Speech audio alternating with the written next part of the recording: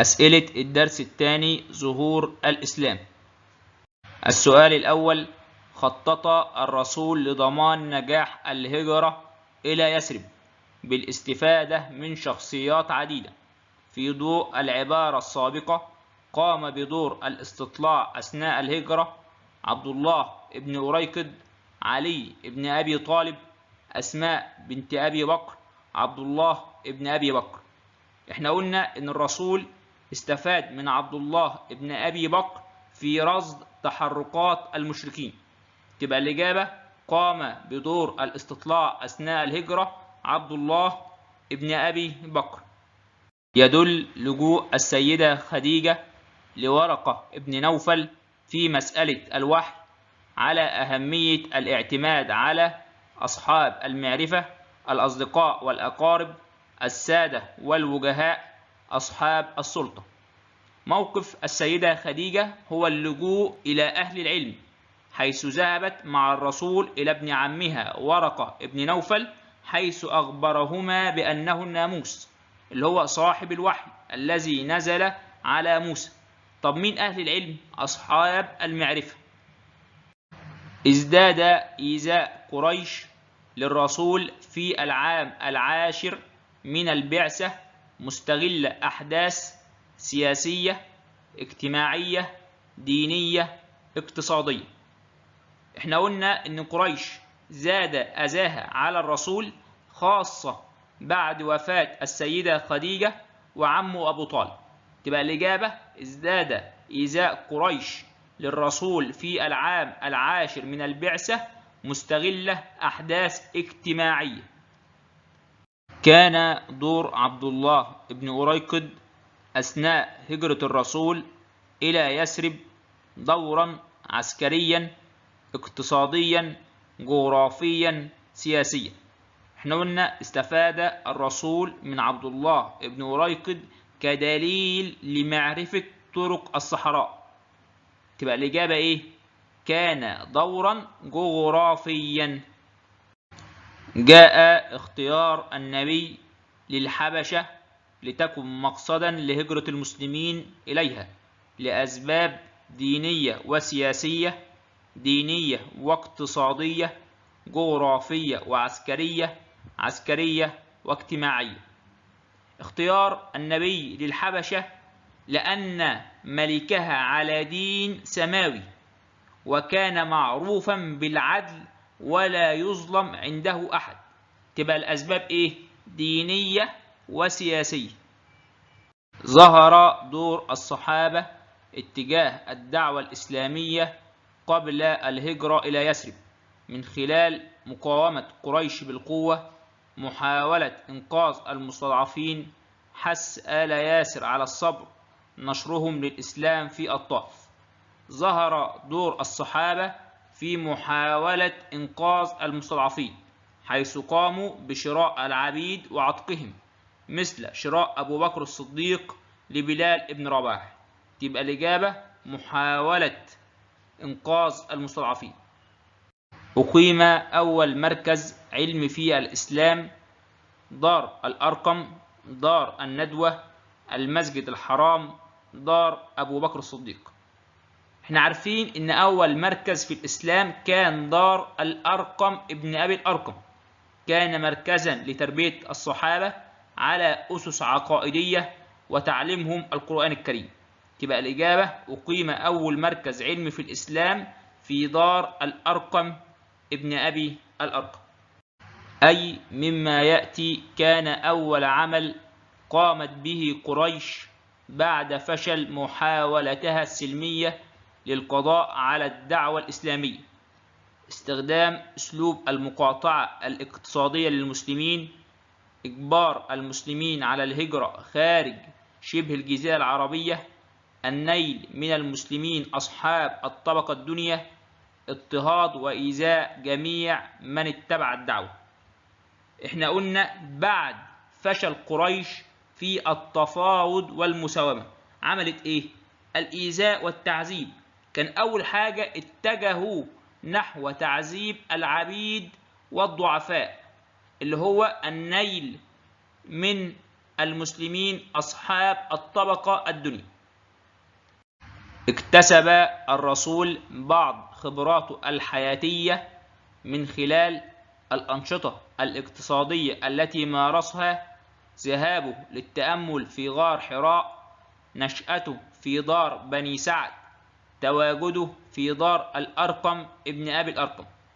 في شبابه خرج الرسول في رحلات تجارية إلى بلاد الشام، فتعلم المسؤولية وطرق التعامل مع الناس.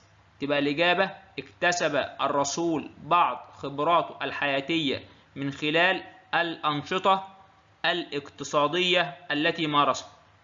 ظهرت العصبية القبائلية في مكة قبل هجرة المسلمين ليثرب بشكل إيجابي، عندما نقض البعض صحيفة مقاطعة بني هاشم.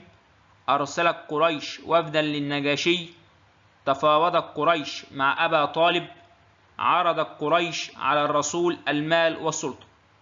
ظهرت العصبية القبائلية عندما قام بعض أشراف قريش الذين تربطهم صلة قرابة ببني هاشم بنقض الصحيفة وفك الحصار. تبقى الإجابة: نقض البعض صحيفة مقاطعة بني هاشم. تمثلت مهمة أسماء بنت أبي بكر الصديق أثناء هجرة النبي إلى يثرب في تضليل قريش، رعاية النبي وأصحابه، استطلاع الطرق، إرشاد النبي إلى مكان للاختباء. احنا قلنا دور أسماء بنت أبي بكر كان للتمويل والإمداد. تبقى الإجابة: تمثلت مهمة أسماء بنت أبي بكر أثناء هجرة النبي إلى يثرب في رعاية النبي وصاحبه. يعد العامل المؤثر في حماية الدعوة الإسلامية في بدايتها الاندماج والمصاهرة، السرية التامة، العادات الاجتماعية، العصبية القبائلية. العامل المؤثر في حماية الدعوة الإسلامية في البداية كانت مرحلة سرية الدعوة التي تميزت بالكتمان لتجنب أذى قريش، واستمرت 3 سنوات. تبقى الإجابة: السرية التامة. يدل تنوع أساليب قريش لمواجهة الدعوة الإسلامية بمكة على قوة وثبات المسلمين في نشر الدعوة الإسلامية، قدرة قريش على محاربة الدعوة، قدرة قريش على حشد القبائل، قوة وتماسك الدولة الإسلامية. احنا قلنا إن أساليب قريش لمواجهة الدعوة الإسلامية كانت كتير: حرب الإشاعات والأكاذيب، التفاوض والمساومة، الإيذاء والتعذيب، المقاطعة الاقتصادية والاجتماعية. ده يدل على إيه؟ قوة وثبات المسلمين في نشر الدعوة. ده يدل على قوة وثبات المسلمين في نشر الدعوة الإسلامية. تعد يثرب بمثابة التربة الخصبة لانتشار الدعوة الإسلامية بفضل موقف اليهود من الدعوة الإسلامية، طباع وسمات أهل يثرب، موقعها الجغرافي المتميز، قوة العلاقة بين الرسول وأهلها. احنا قلنا ليه أهل يثرب أقبلوا على الإسلام؟ بسبب معرفتهم بأمر الرسالات، حاجتهم إلى من يلم شملهم بعد الحروب، تميزهم بالرقة واللين وعدم الكبر. تبقى الإجابة إيه؟ طبائع وسمات أهل يثرب. تدل حماية بني هاشم للرسول أثناء المقاطعة الاقتصادية والاجتماعية على قوة صلة الدم، قوة إيمانهم، معاداة قريش، الصراع الطبقي. احنا قلنا إن أبو طالب عندما علم بأن قريش تريد إنهاء الإسلام بقتل محمد أمرهم أن يحموا النبي، فوقفوا جميعا إما حمية وعصبية أو إيمانا وإسلاما. أول حاجة إيه؟ حمية وعصبية. يبقى الإجابة إيه؟ قوة صلة الدم. من الدروس المستفادة من موقف النجاشي اتجاه مطلب قريش أثناء هجرة المسلمين إلى الحبشة، الاستعانة بذوي الخبرة، حسن عرض المظلمة، استخدام الحجة والدليل، ضرورة إرساء العدل والحكمة. رفض النجاشي تسليم المسلمين لأنه كان معروف به بالعدل ولا يظلم عنده أحد. تبقى الإجابة ضرورة إرساء العدل والحكمة. سعى الرسول لنشر الدعوة الإسلامية خارج مكة في باقي شبه الجزيرة العربية بعد وفاة أبو طالب، غزوة بدر، صلح الحديبية، الهجرة إلى الحبشة. احنا قلنا في العام العاشر من البعثة اشتد أذى قريش والخناق على الرسول، خاصة بعد وفاة السيدة خديجة وعمه أبو طالب، فكانت حاجة الرسول إلى مكان جديد لنشر الدعوة. تبقى الإجابة سعى الرسول لنشر الدعوة الإسلامية خارج مكة في باقي شبه الجزيرة العربية بعد وفاة أبو طالب. اعتمد الرسول في اختيار الأشخاص الذين ساعدوه في الهجرة على ذوي القربى، أصحاب الكفاءة، أصحاب المال، أصحاب النفوذ. اعتمد الرسول على مين؟ على عبد الله ابن أبي بكر. طب ليه؟ لرصد تحركات المشركين. أسماء بنت أبي بكر ليه؟ للتمويل والإمداد. عبد الله ابن أريكض ليه؟ كدليل لمعرفة طرق الصحراء. يبقى اعتمد الرسول على مين؟ على أصحاب الكفاءة. برهنت بيعة العقبة الثانية إدراك المسلمين منذ وقت مبكر لفكرة المواطنة، الحرية، الديمقراطية، المساواة. الرسول بعد بيعة العقبة الثانية عمل إيه؟ انتخب 12 نقيبا. طب ليه؟ لتوحيد صف المسلمين.